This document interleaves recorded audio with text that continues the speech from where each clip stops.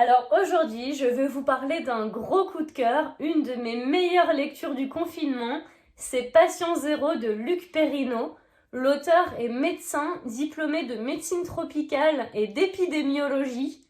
Dès le prologue, il nous met tout de suite au parfum puisque lui, il a décidé de remettre le patient à l'honneur, même si évidemment il l'utilise aussi comme objet d'étude, mais il a vraiment envie de valoriser le fait que ce sont les patients dans l'histoire qui ont permis les avancées médicales majeures. Ce livre est un recueil très vivant, foisonnant, d'anecdotes de patients qui ont permis des découvertes majeures. Donc c'est aussi un panorama honnête de la médecine du 19e et du 20e.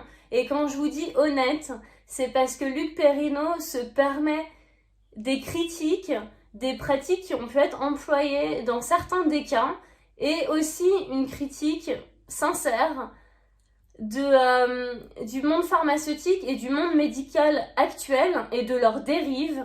Dans ces récits, on va croiser des stars, entre guillemets, comme Freud, Charcot, Pasteur ou Mary Mallon, alias Typhoid Mary, mais aussi des personnes, médecins ou patients, beaucoup moins connus du grand public, comme Henri-Gustave Molaison, qui est né dans les années 20 et qui est le patient zéro de la mémoire. Lui, il faisait des crises épileptiques très fortes. Du coup, il a été opéré du cerveau, on lui a enlevé le lobe temporal et l'hippocampe. Et il se trouve qu'à partir de ce moment-là, il n'a plus été capable d'engranger de nouveaux souvenirs. Donc c'est vraiment ce patient et les répercussions de son opération qui ont permis de mettre en évidence les rôles du lobe temporal et de l'hippocampe dans la mémoire. Des histoires comme celle-ci, il y en a plein dans ce livre, c'est un concentré de culture générale, c'est un essai scientifique facile d'accès et passionnant. Si vous aimez l'histoire ou la médecine ou les deux, ou si vous êtes juste curieux ou curieuse, vous allez vous régaler.